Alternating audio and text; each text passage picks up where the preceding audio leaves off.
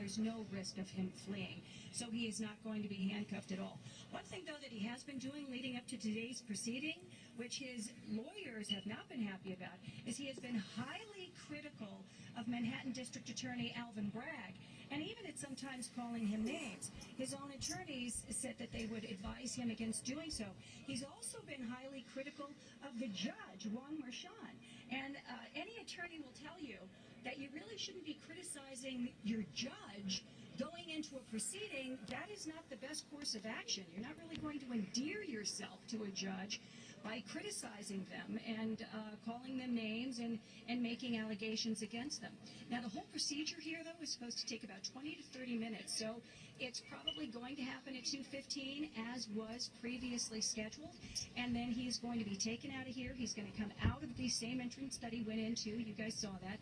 And through the DA's entrance for the employees, and then he's going to head immediately to LaGuardia Airport, get on a plane, and head back down to Mar-a-Lago. We are not going to be seeing him unless something happens that none of us are expecting, and he suddenly walks out here. We are not supposed to be seeing him. I highly doubt that Secret Service would allow him to do something like that, because honestly, that could put him in danger. There aren't any, people that are gathering here. They're not checking them to see if anybody could possibly have a weapon. We have no idea. They haven't checked them. So I can't imagine that Secret Service would allow him to just go walking through the streets or even walk down the street here, even though there are barricades. Reporters I know are in the courtroom now. The courtroom is a large courtroom. It's the largest one here at criminal court, but it's still not that big for hundreds of reporters to be in there. There's about 25, and then there's going to be two overflow courtrooms where reporters are going to be sitting in there and watching all of this unfold on a video monitor. But Teresa, you were saying there are cameras, TV cameras allowed in the hallways. The assumption is we're going to see Donald Trump walking down the hallway and walking back, and we had heard earlier today that he was going to be stopping and talking to the media. Whether or not that happens, who really knows?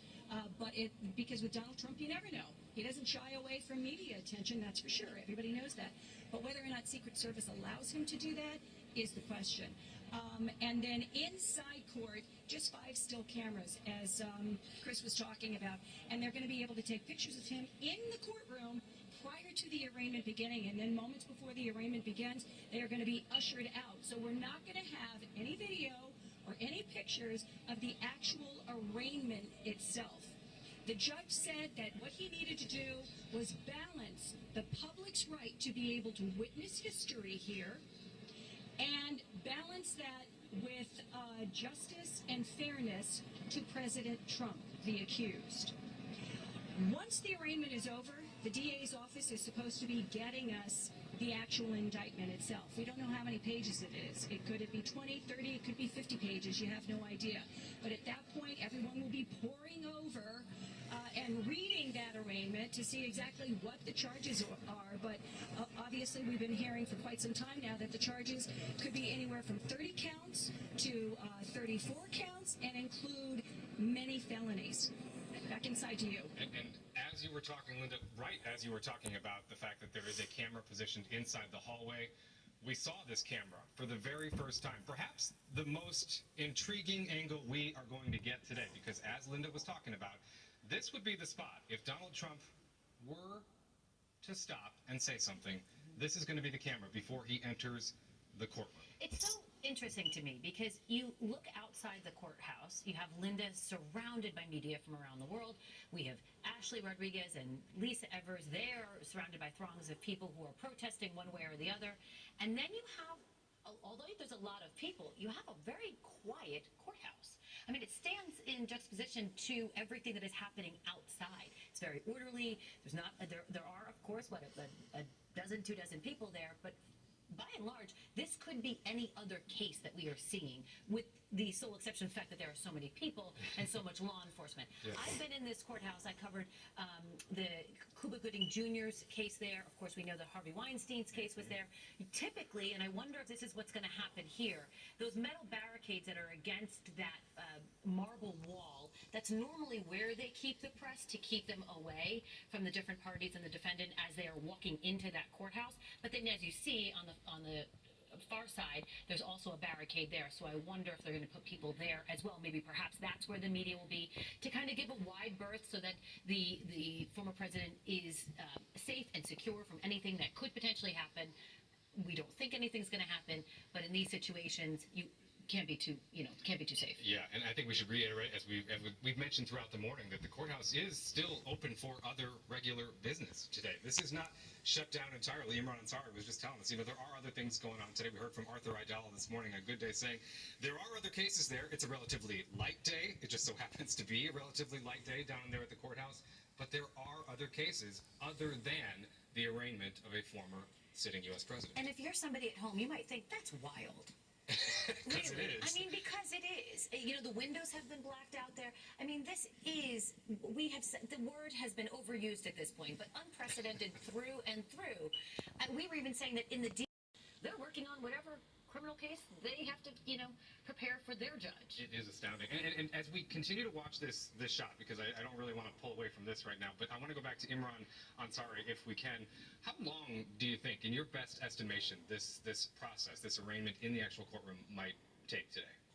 I think it all depends whether his team and Donald Trump want the indictment actually read in full. It could be an expedited process. I think that in conjunction with the court staff, the judge, the DA's office, of course, his attorneys, they're going to try to make this as smooth as possible. It's really dependent on what we see from the Trump team in terms of what they sort of record they want out there. But an indictment itself, an arraignment on an indictment itself in the usual course of business in court could be anywhere, between 3 minutes to 10 minutes. It's something that isn't necessarily a lengthy process. Even if the indictment is lengthy itself, often attorneys will waive the reading of the indictment, but not the rights thereunder. And the court is sort of moving cases throughout the court docket throughout the day. Here, however, it may be more formal, it may have more length or meat and substance to it as a first appearance, an arraignment on the indictment. We really have to wait and see, but I would imagine also a consideration would be the court and the staff wanting this to be a expedited and safe process, so business can go on as usual at that courthouse, in the DA's office, with other cases coming in and out, attorneys coming in and out, members of the public coming in and out, and of course outside that courtroom and the courthouse, making sure things are in a law and order fashion. I mean, if this was any other case, obviously the defendant would stand up and be given the opportunity to enter a plea. In this case, Joe Tacopina and others have said unequivocally he will plead not guilty no matter what the charges are. He is entering a not guilty plea. But then going forward, what else could possibly happen? I mean, since we don't know the exact crimes, we don't even know if they're bail eligible crimes, but presumably they are. And so there's not going to, the bail will not be an issue in this proceeding. Will they set a date for a preliminary hearing, or for somebody who doesn't normally cover court cases, for the next time the team has to be back in court? Sure.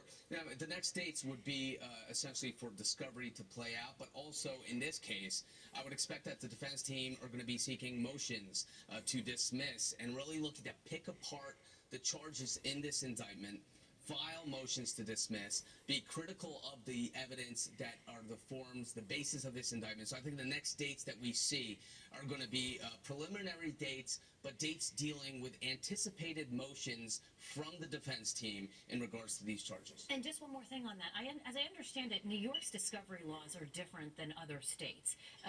When this arraignment happens, effectively the DA's office has to not hand over their case, but essentially hand over everything they have. Is that right? Correct. So in New York, we have what's known as open file discovery, meaning that the prosecution are very forthright with the evidence and the discovery that they have in terms of facilitating and handing that over to the defense. I think in this case, it's going to be even more important for the defense team to get that, but also for the public to find out what the basis is for these charges in order for, there has to be some trust in the justice system, has to be some trust in this process. And I think it would behoove the DA's office, Alvin Bragg, to make this the most transparent prosecution possible. On that front, do you think we might actually learn about any evidence, additional evidence that he has today, or might we have to wait for these other hearings and the discovery process to play out? I think we're going to have to wait, but we're going to find the charges out, right? We're going to know what charges they are, and you can sort of infer from the charges what kind of evidence the DA's office may have and what they presented to that grand jury in order to support those charges.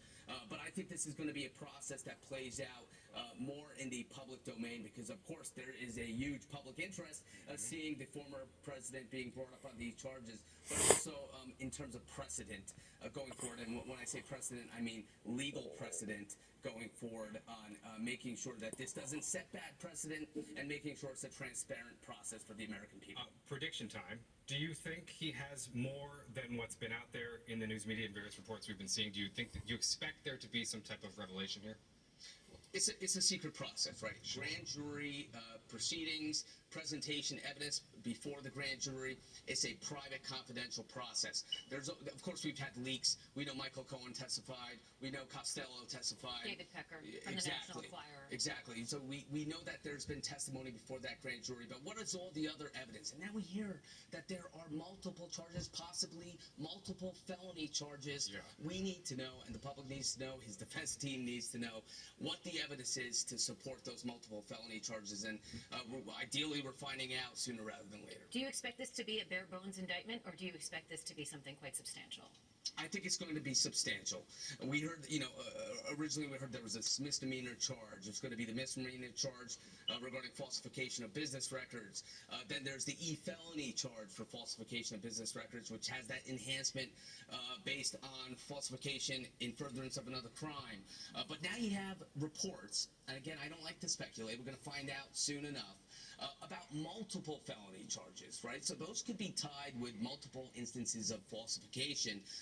But it also begs the question, how many felony charges can you indict on stemming from what we know in terms of the hush money and, what are the charges? It sounds like a lot more substance than we may have originally thought. I suppose that depends on when they believe the first part of the crime was committed.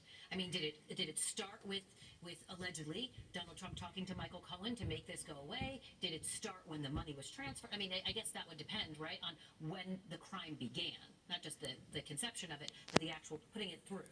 Correct. I mean, the timeline is going to be all the more important here in terms of the charges, how it played out, and the basis of the evidence and how that supports that timeline. Again, we heard about multiple charges. My guess is that we're going to be possibly surprised with certain charges coming through this indictment. But regardless, it's real.